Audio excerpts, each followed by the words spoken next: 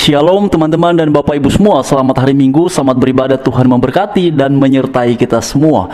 Beberapa saat yang lalu saya ada melihat satu postingan dari Mas Permadi Arya, dan lagi-lagi ini mengenai iman kita yang beragama Kristen. Dan entah mengapa selalu saja ada kelompok, selalu saja ada pihak yang nampaknya tidak bergembira, tidak merasa tenang, tidak merasa damai bila melihat perihal aktivitas peribadatan Kristen ataupun hal-hal yang berkaitan dengan simbol agama Kristen. Nah, karena itu mari sama-sama kita lihat ya dalam video berikut ini seperti yang ada di layar teman-teman dan Bapak Ibu sekalian.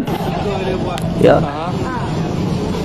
Nah, ini tulisan di sini teman-teman ya, Bapak Ibu semua, Taman Medan Petaling Jaya. Lalu kemudian dalam video ini juga ada tulisan salah sama salib aja takut, katanya gimana mau lawan Israel ya.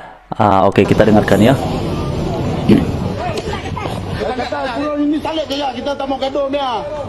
Kita mau turun ini barang juga. Kita mau turun ini barang. Nanti kita tidak mahu ada pihak yang membangunkan salib di kawasan yang 95% adalah Islam.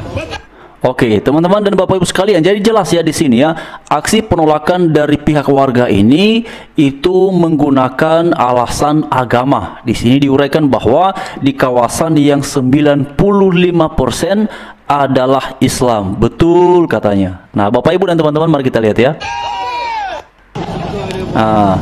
Oke, jadi teman-teman sekalian, yang mereka tuntut ini adalah tidak setuju ataupun tidak nyaman ya perihal adanya sebuah gedung, lalu kemudian di atasnya ada sebuah salib seperti yang ada dalam video yang ditunjuk oleh Bapak ini. Teman-teman bisa lihat ya yang ada di layar. Jadi ini ada gedungnya, lalu kemudian di sini ada salib dan itu berwarna merah ya teman-teman, Bapak Ibu sekalian. Saya berharap di layar Bapak Ibu teman-teman semua kelihatan ya. Lalu kemudian juga di sini Mas Permadi Arya memberikan sebuah narasi. Ternyata Malaysia juga terjangkit virus kadrun, katanya takut sama salib ya. Makanya umat Islam sampai kiamat juga nggak bakal menang lawan Israel. Sama salib aja takut, apalagi sama tanknya Israel. Happy Sunday guys. Nah teman-teman, ini 5 jam yang lalu diposting oleh Mas Permadi Arya. Nah Bapak Ibu sekalian, perihal narasi yang disampaikan oleh Mas Permadi Arya, saya pikir tuh biar menjadi narasi yang disampaikan oleh Mas Permadi Arya ya. Mengapa sih kalau kemudian ada hal-hal yang berkaitan dengan simbol agama umat lain kemudian nampak tidak nyaman, nampak tidak sejahtera? Bukankah ya orang-orang yang melakukan aksi tersebut juga adalah orang-orang yang mengaku beragama, mengaku punya kitab suci, mengaku punya iman? Lah, sebagaimana dalam keyakinan kita beragama, kita mengharapkan adanya kebebasan, kenyamanan, ketentraman. Lalu demikian pula sebenarnya pihak lain mengharapkan adanya kenyamanan, adanya ketentraman ya dalam melaksanakan kegiatan peribadatan tanpa ada gangguan ataupun intimidasi dari pihak manapun.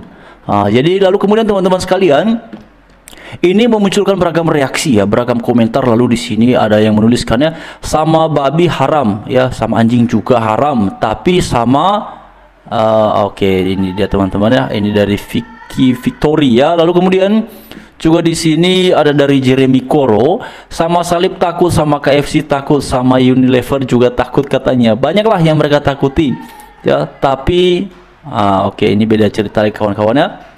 Lalu kemudian juga di sini di Kalimantan katanya ada kampung yang rata-rata masyarakatnya agama Kristen dan Katolik, dan ketika ada pembangunan masjid adem ayem kok, kami yang warga mayoritas Kristen.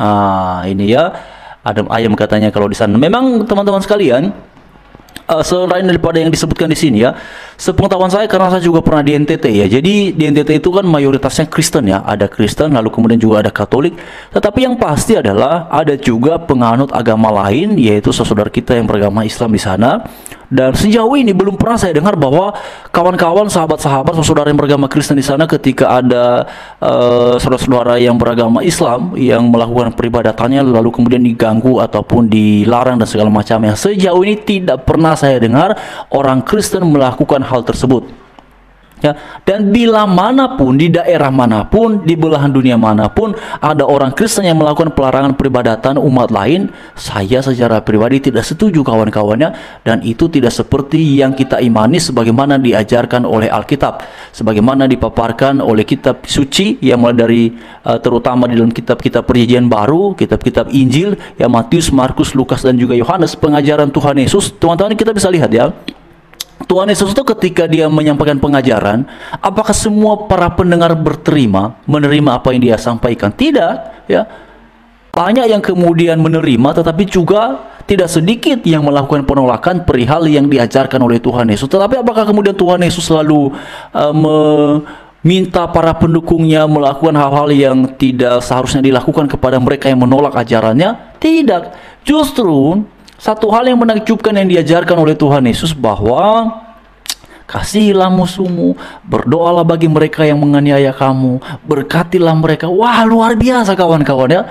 Jadi itulah sebabnya mengapa kekristenan tidak membenarkan tindakan melarang aktivitas peribadatan umat lain, dan orang Kristen itu pada umumnya nyaman, santai, rileks perihal simbol-simbol agama lain, perihal aktivitas keagamaan umat lain. Bahkan kawan-kawan sekalian, saya ini beberapa kali yang melewati jalan-jalan umum, ya, itu jalan-jalan besar, dan kemudian kadang-kala kan jalan-jalan itu karena dipakai untuk beribadah, ya, ada banyak jemaat yang kemudian mengikuti suatu kegiatan peribadatan, ya, sehingga kemudian jalan di sebelah sini ditutup lalu dialihkan ke jalan yang lain, ya, itu kan kerap kali terjadi. Apakah ada orang Kristen yang kemudian mengatakan, wah ini nggak boleh segala macam, ada aksi demo dari Kristen dan penolakan dan segala macamnya? Enggak. Ya, bagi saya secara pribadi, kalau ada hal seperti itu dan ketika saya mengalaminya, ya udah, kalau sudah dikasih petunjuk di sini tidak bisa lewat, ya, karena ada kegiatan ibadah, ya udah, ikuti saja jalur yang lain yang kemudian bisa diakses untuk sampai pada tujuan. Ya, sesederhana itu. Karena palingan itu hanya akan berlangsung beberapa jam, dan saya hanya lewat ke situ satu kali saja, lalu kemudian saya hanya mungkin karena jalannya di ini mungkin akan menambah waktu saya di perjalanan saja, mungkin 5 menit, 10 menit. Ya sudah, hanya seperti itu, ya. Apa kemudian kita harus berdemo, kita menolak ibadahnya? Nggak perlu. Buat apa? Nah, ini memang menjadi sesuatu yang sangat mengherankan. Orang Kristen ibadah 1 kali seminggu, banyak yang dibubarkan, banyak yang didemo, banyak yang dilarang. Orang Kristen mau bangun gereja, juga banyak yang kemudian mendapatkan kesulitan karena penolakan-penolakan dari mereka-mereka yang mengaku juga beragama. Nah, seperti yang dalam video yang kita sudah dengarkan bersama-sama, ya, di sini mereka tidak setuju karena ada salib pada gedung itu. Ya, itu kawan-kawan ya. Jadi aksi demonya mereka ini, aksi unjuk rasanya mereka ini adalah karena sebuah salib yang ada di sebuah gedung. Waduh, kawan-kawan ya. Dan tadi disampaikan oleh ibu ini, penolakan itu mereka dalilkan bahwa di sini, ya, 95% beragama Islam, maka tidak boleh ada hal seperti itu. Maksudnya tidak boleh ada salib. Ya, itu yang terjadi kawan-kawan ya. Pertanyaannya, memangnya masalahnya kalau ada salib di situ? Kan katanya 95%. Lalu yang 5% misalnya itu beragama Kristen, apakah mereka tidak boleh kasih salib di gedung itu? Kalau misalnya ada salib di situ, yang mengganggunya apa? Ya, yang membuat rugi apa? Nah, itulah kawan-kawan yang kemudian menjadi keprihatinan perihal seperti ini ya. Tapi apapun itu, ya, itulah yang kemudian mereka lakukan, dan yang penting kita orang Kristen tidak boleh melakukan hal-hal yang seperti itu, karena kita ya diajarkan oleh Alkitab untuk mengasihi sesama manusia seperti diri sendiri.